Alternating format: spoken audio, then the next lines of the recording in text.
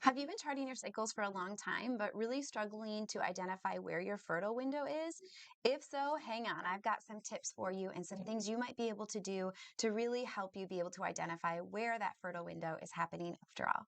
If you're new here, I'm Rita Johnson, owner of Divine Mercy Nutritional Care, and I help women with reproductive health issues to take their health back into their own hands.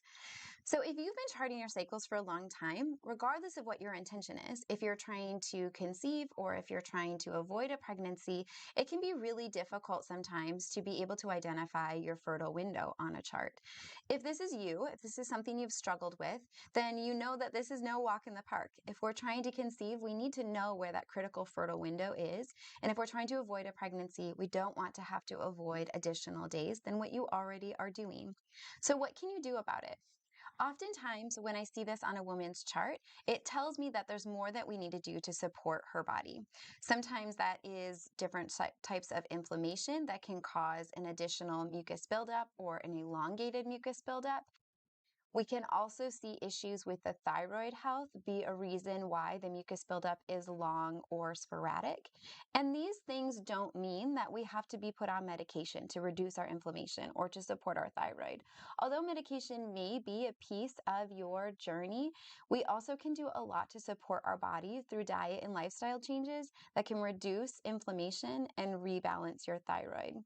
Looking at just different sources of inflammation, sometimes that can be from foods that we're eating that our body has a hard time recognizing as food.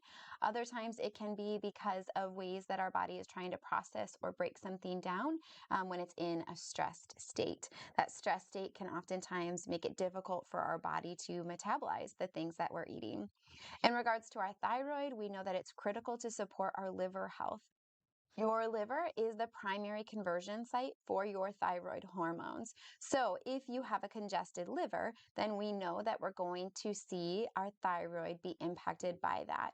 There's a whole host of symptoms that you can see that are amiss when your thyroid needs to be supported.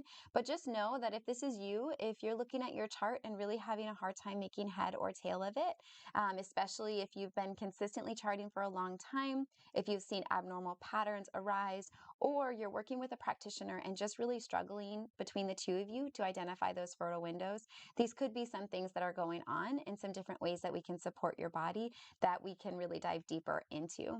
If you enjoyed this video, I hope that you'll like and subscribe for more content from me. Also, grab my free ebook when you sign up for my email list, and I talk all about ways that you might know that it's time to break up with your doctor.